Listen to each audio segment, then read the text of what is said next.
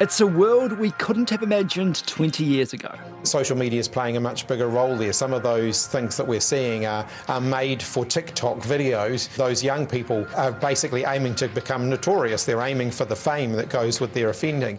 Some are boasting of their crimes on TikTok. We've also reached out to social media companies as that is a motivator of this offending. Breaking news, Donald Trump is tweeting something right now. A Twitter tirade. Has he been tweeting again this morning? I just heard. Yes, he has been tweeting again. Toronto Blue Jays reliever Anthony Bass is apologizing for a controversial video he posted on his Instagram, which many consider to be anti-2S LGBT. Our lives seem to be ruled by social media now, but it's grown from humble beginnings. Mark Zuckerberg, creator of Harvard's thefacebook.com. If somebody was to put the question to you about the magnitude of what you think you've launched, how big do you think your product or your service is? We're at 100,000 people, so who knows where we're going next. Facebook reaches its record amount of users in one day, over 1 billion people. And now there's an all-out battle between the platform powers, and it's even got physical. It's the battle of the billionaires. After Elon Musk recently challenged Mark Zuckerberg to a potential cage match, and Zuckerberg agreed. The two have yet to physically face off. But the source of their dispute, Zuckerberg's company Meta, is now entering the ring to take on Twitter. Kia ora, I'm Tom Kitchen, and today on The Detail, social media has become a major part of our lives and news media diet. And right now, it's going through some big changes. So we're going to take a look at who's using what, how it's changed, and what's next. Ollie Garside is a training and campaign manager at Mosh Social Media, an Auckland marketing agency. He knows social media back to front, and he takes me through the different big platforms. I guess the big sort of 3 or 4 would be Facebook, Instagram, LinkedIn, TikTok is kind of definitely on the up and up. Twitter, to a much lesser extent, although, you know, they're seeing a bit of a resurgence at the moment while everybody logs back into their old accounts to watch their house burn down, I guess. But what do you mean by that? Well, I mean, the last stats that I saw, they had a self-reported increase of about 43% audience size increase in New Zealand. So they've added a huge amount of people in the last 12 months. 12 months? Yeah, and I think a lot of it is essentially people either reactivating old accounts or logging on to basically see what's happened since Elon Musk took over the platform, essentially. Is that a global trend? Yeah, definitely. They keep reporting that they're having their biggest traffic levels in history, and a lot of it is because people are basically there just to see what the hell is going on, essentially. As a business, it just seems to be falling apart. It seems like the company is just in this sort of chaotic spot where it's trying to stay afloat, but it's not necessarily doing it in the most transparent way. We keep getting reports, not also just about not paying bills, but they're still in litigation with former employees about paying out severances, et cetera. At this point, the estimate is that under Elon Musk, the company has lost 2/3 of its value. He paid $44 billion for it. It's worth something like $15 billion now. And that's not good, right? Right, not good. But Facebook's still the big one. Yeah, I mean, Facebook's just shy of 3 million users in New Zealand, and there's 4.2 million social media users in total. So that's a massive chunk. They are by far and away the largest platform. But how has this changed over time? I mean, I remember using Facebook, got into it when I was a teenager, and now I've deleted it from my phone. Yeah, totally. I'm still on it, but I'm not using it like I did. So who's using, say, Facebook now compared to what it was 10, 15 years ago? I think you'll find it's a lot of the same people who were using it 10, 15 years ago, but now they're 10, 15 years older. So that the sort of the far end of the demographic has kind of shifted. About 35% of the people on Facebook in New Zealand are over the age of 35. So a full third of those users, and probably the most prolific ones, are sort of in, my parents' generation sort of thing. So they're the ones sharing the cat videos? Yeah, they're the ones sharing the cat videos and all of that sort of, I don't want to say boomerish nonsense, but that sort of stuff. And the younger generations, a lot of people will still have a Facebook account, but they use it far less frequently. It's not the platform they spend the most time on. But a lot of people will still have one to say stay in touch with friends and family, but they might only check it a couple of times a week compared to some of the more traditional users who'll be using it multiple times a day. But even just in terms of the fact that it's got so much scale, it is still one of the in terms of a marketing platform, it's one of the key ones that people still focus on. I hate to ask you, but what do you mean by boomerish stuff? I think everybody's sort of seen over the last few years that is where the Facebook tends to be the place where sort of like it's become a little bit more conservative, maybe a little bit more of that platform where sort of mis and disinformation tends to run around.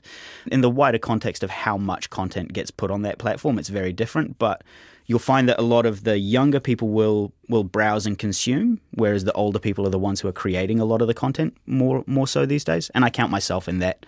You know, I've just had my 40th birthday, so I'm sort of in that range where I was in my early 20s when Facebook became a thing, and I've kind of aged out towards that sort of top end of the demographic spectrum. I mean, I don't post that much, I just consume. So sort of, yeah, you see that the older end tends to post more, the younger end tends to consume more, but they will still have a platform just to stay in touch with friends and family because that's where everybody is. But where are the young people these days? Where are the tweens and the teens? Where are they going? They are very much concentrated in TikTok, still Snapchat as well for like the private messaging, a little bit of Instagram. So like 3/4 of Instagram's users in New Zealand are under the age of 35, I believe. Same with TikTok, right? Like under the age of 25 is about 2/3 of their user base. And those two platforms have a really close overlap in terms of who uses them. So I think globally, a stat I read recently was there are more users globally who have an Instagram account and a TikTok account than there are users who have Instagram and Facebook. So there's much more of an overlap between TikTok and Instagram than there is between any other social media platforms. Wow, okay. So if we were going to have like a list of most popular to least popular in New Zealand, we'd probably put Facebook at the top. Where would we go? So it would be, I think it was Facebook, then Instagram.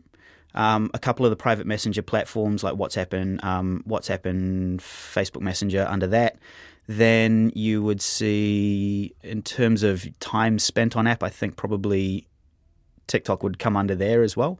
Like the global average for TikTok for time spent on an app, right, is about 55 minutes a day, which put that in the context of the average social media user in New Zealand spends just over 2 hours a day on social media in total. Almost half of that is being spent on TikTok. So it's massive in terms of time spent. What makes it so addictive? I mean, I've downloaded it to have a look at it for work, but you know, I'm 10 years younger than you. I've just had my 30th birthday. Nice. So I look at it and then I think, I think I'm more on the Reels side of things. Well, it's funny that you say that because Reels were a direct response to TikTok by Instagram. It hasn't really worked. We saw, based on the reported sort of advertiser audience size, so the amount of people that you can advertise to on these platforms, Instagram lost about just over 200,000 users in New Zealand over the last 12 months, and TikTok gained about 180,000 users. So why? The way the algorithm works, so the algorithms on those sort of legacy social platforms like Facebook and Instagram, they'll prioritize content that's from either creators that you already follow or your friends and family. TikTok is much more about just finding more content similar to what you're already consuming and delivering you more of that. And that just makes it so much more addictive. Mm-hmm. Yeah, absolutely. Everybody who's used TikTok in any sort of amount has had that experience where they think, I'll just check my TikTok and see what's going on. And then the next time they look at their watch, it's been 45 minutes, an hour. Somehow I managed to delete it after about a week. I must have looked at it that much. You absolutely had more self-control than I did. Also, there's Threads. Threads has just come out, hasn't it? The social media giant Meta, which owns Facebook and Instagram, has officially launched its new app, Threads. The app will be linked to Instagram and is widely seen as a potential rival to Twitter. Threads, that has been an entertaining thing to watch. And What do you mean? And, just the takeoff. They're up to, the last time Zuckerberg reported, it's like they're at 10 million users. Overnight founder Mark Zuckerberg announcing Threads reached 10 million signups in its first 7 hours. It's insane how, and I mean, they made it real easy, right? If you've got an Instagram account, it's like 2 touches and you've got a Threads account. Is it a response to Twitter falling behind and failing in the eyes of many? It is absolutely you want to say Twitter clone, like the functionality is very similar to Twitter. There's a few key things missing, like hashtags don't work, for example. There's no paid media side to it yet, so you can't really advertise on there. It's all organic. It's felt quite, at least from the time that I've spent on it, it's felt quite wholesome. Social media these days is a far cry from what it was. Do you remember the days of MSN? Were you on MSN at all? I was, yeah. I loved MSN chat. This is Anna Rafferty-Connell, Head of Audience and Bulletin Editor at The Spinoff. Before that, she worked in digital marketing and social media. I was a teenager, and I remember when we first got our first computer, and it was like Encarta 95 CD-ROM. There was no internet really at that point in terms of kind of everyday users. And I remember the first time with dial-up, where you could connect into these little messenger apps and into message boards and things like that. And it just, you could be talking to somebody on the other side of the world, and it felt revolutionary. You know, you could do it in real time. But it was always really different to, I think, the social media that we know now, because people tended to be quite anonymous in messaging kind of apps and on messenger boards. Everyone had very terrible usernames, you know. Were those like Hotmail email addresses? Yes, yeah. So some people are still carrying around the legacy of those terrible usernames. People didn't tend to use their surnames, you know. You were kind of just in a sea of people all over the world, and it didn't really matter who you were or where you came from. Do you remember the days of MySpace and Bebo? Did you use those at all? I do, yeah. I had MySpace and Bebo accounts. And that was obviously the very beginnings and kind of early days of social media, pre-Facebook. And again, you know, that was kind of a funny mishmash of, I guess, it was the first place where you could kind of add friends, you know, like friends that you knew in real life. And people were, you know, there were rivalries and people were kind of trying to collect and amass as many friends as possible. But it was really rudimentary compared to what we're used to now. But, you know, those were profiles and platforms that kind of predated Facebook but kicked off, I guess, what we know as social media now, and that you were yourself on those platforms. They just perhaps weren't quite as all-consuming because we also, most of us didn't have iPhones, you know, so we were accessing these kind of on desktop computers after school and stuff. Yeah. How has it changed now? So it's gone from that kind of anonymity, not really ubiquitous, not everywhere, to what is social media like now, would you say? How has it changed over that time? I think social media now is kind of all-consuming for a lot of people, which isn't to suggest that, you know, people are kind of there and on it all the time. I think it's just highly unusual to come across people that aren't using some form of social media now. We're nearly 2 decades into the social media era, and we're at a point where people are having to kind of consciously choose to opt out of it or put time limits on their phone in terms of use. I think we should probably all understand by now that there are components of social media which are, you know, kind of akin to any form of addictive substance, and that they are designed to get you to keep on coming back and deliver a little hit of something, whether it's kind of dopamine or, you know, just an ego boost. But I think so many people's social media identity and their kind of real identity have merged in a lot of ways now. So it's quite difficult to separate the two. If you do and say something online, that is taken as you doing and saying something online, which is really different from the way it was 15, 20 years ago. In this addictive, all-consuming world, social media platforms and their owners have been hitting the headlines.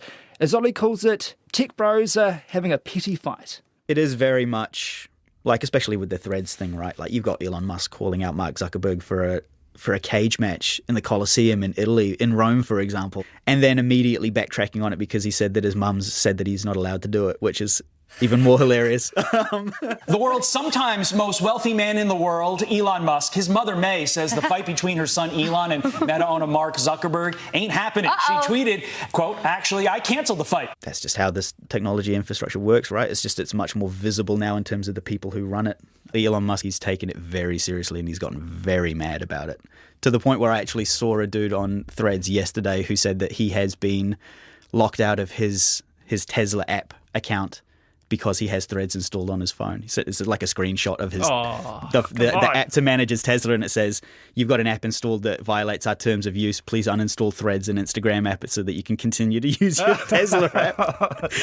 So he's been a little bit petty about it. Yeah, well, those are some of the recent dramas that we've seen, like a bit of pettiness, a bit of a fight between the tech bros. What kind of recent dramas have there been in the world of social media? I mean, outside of that, there's the ongoing sort of slow decline of Twitter. It's just been going on for the last sort of few months. It's taken away a few of its features and made them pay only. That was ostensibly, like, it was put out there, with the public face on that was to basically say if you've got skin in the game in terms of your social media presence, you're much more likely to be upfront about your contribution to the marketplace of ideas, right? Like if you are paying to be able to have your message amplified and put front and center in front of people, then, the fact that you then have to have some sort of skin in the game in terms of what you say. Basically, they were looking for any way possible to turn Twitter into a profitable platform. It has almost never been profitable. Like Facebook and Instagram, for example, they are much better at making their platform profitable. So essentially, when Elon Musk was forced to buy it, he had to figure out a way to turn it around and make it profitable pretty quickly. So part of that was firing 3/4 of the workforce. The other part of that was trying to monetize verification, which, in my opinion, completely, undermines the idea of verification in the first place, right? Like the whole idea behind verification on most social platforms was to show that this person is who they say they are. You turn that into a space where anybody can pay for that blue check, then all that verifies is that you're paying $8 a month for Twitter. It doesn't actually verify that you are, who you say you are. The numbers very much prove that it hasn't worked, hasn't made them money, it hasn't made them profitable. There's a very, very small percentage of Twitter users who have paid for it. Yeah, there's also that tweet limit as well, isn't there? You can only see a certain number of tweets. Is it 1,000 a day or something like that? I think depends on what if you're blue check verified, I think it's 8,000 or maybe 6,000. I think a lot of that's been loosened a little bit now. So these are just different ways to try and monetize it and make it more profitable. I mean, if you were cynical, maybe that could be part of the reason why. The reason he gave for that was that they were trying to combat scrapers, so web scrapers that were basically costing them money and server time because they were scraping all of the tweets that were going out. Web scraping means using bots to mine data from a website, which can then be used for a whole range of things like targeted advertising, creating fraudulent websites, and stealing information. Twitter's not the only platform under fire. The US is threatening to ban TikTok for all Americans. New Zealand's government has become the latest to ban TikTok on devices with access to its parliamentary network. The whole issue's about sort of foreign intervention in the data protection for TikTok. In my opinion, there's genuine concerns about how that data is treated. But it's interesting that TikTok has kind of been the one that they've been focusing on when there's been, historically all of these social media platforms have had issues with data protection. You had all like the Cambridge Analytica scandals for Facebook back in the day. Is it because it's a Chinese app? Yeah, pretty much. Because it has that close ties to ByteDance, which have close ties to the Chinese Communist Party. So it's scaring a few people who are in the halls of power. So that's why, you can't have a phone installed on a parliamentary phone anymore. You can't have TikTok installed on that. Any, high-level government phones in the US can't have TikTok on them anymore. So where that goes, and the reasons behind it, I'm not 100% sure, but it's probably going to be a continuing problem for them, I would say. A growing social media has for years been crashing into the world of a shrinking traditional media. The big multinational companies have used their market power to ignore the creators of the news content that they profit from. In Canada and in Australia, that's led to new laws. And Rafferty Connell says regulation is in the works here too. Looking at how those large social media companies, technology companies, might be able to, contribute to media and journalism.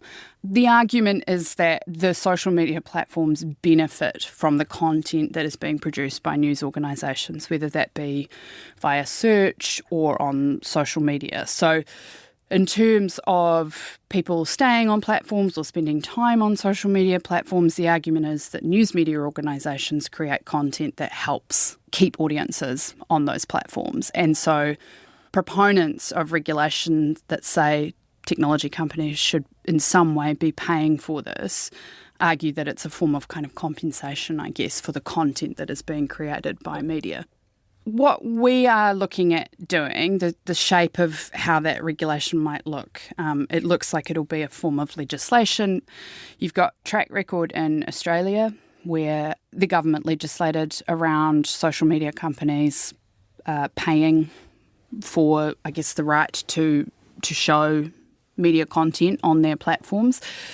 That got into some tricky territory because after the Australians kind of passed this legislation or were in the process of negotiating, for a couple of days, Meta pulled all news media content off their platforms. Like so many other places around the world, Facebook is almost an internet within the internet for Australian users. But those Australian users woke up on Thursday with no access to news on their Facebook feeds. And that comes as Facebook and the Australian government are in this very deep public war about who pays for news content. So they did that for a couple of days. There's an element of kind of a game of chicken here between governments and social media platforms in terms of pushing each other to the brink. The same thing's going on in Canada at the moment. So Canada have a raft of law going through which kind of covers online safety, but there are some specific elements around forcing social media companies to pay media companies for essentially having their content on their platforms. Tech giants say the law is unfair and unworkable, that it's basically a tax on links and doesn't recognize the web traffic these digital companies provide to news outlets. The EU, which is obviously a fairly large geopolitical alliance, looking at data privacy. So making sure that, you know, if you sign up to a social media platform, you can delete it easily. They have something called the right to be forgotten, which means that if you want to essentially erase your presence online, you should be able to do that. If these platforms want to target you with advertising, the EU are now asking that those platforms have explicit consent from you to do that. New Zealand has just, in the last month, launched a proposal which is around online content regulation. Part of what they seem to be very hot on in that proposal is a bid to regulate social media platforms. We've never really tried to do it in this country. A new industry-wide regulator has been proposed, independent of government. While it would cover traditional television and radio broadcasters, it's the first time this type of regulation would apply to online platforms too, including overseas social media giants. Obviously, those companies are subject to New Zealand law, but the tricky thing with social media platforms is that they're global. The internet, to a certain extent, is borderless, and they're very, very large and influential platforms and profiles. And I think it's good to see a country as small as New Zealand alongside bigger players like Canada, Australia and the EU looking at reclaiming some national sovereignty back. Do you think these platforms are ever going to fail? We're ever going to move on from them? That's a hard question to ask, right? Because, you know, when MySpace was at its peak, if you'd asked that same question, I'd be like, no, everybody uses MySpace. What are you on about? So, I mean, it's kind of unprecedented the scale that these platforms are at now, you know, billions of users. I'd say social media as a concept probably isn't going away anytime soon. The ways that we use it and how much influence we let it have will definitely change, but I don't see those platforms going away anytime soon, no.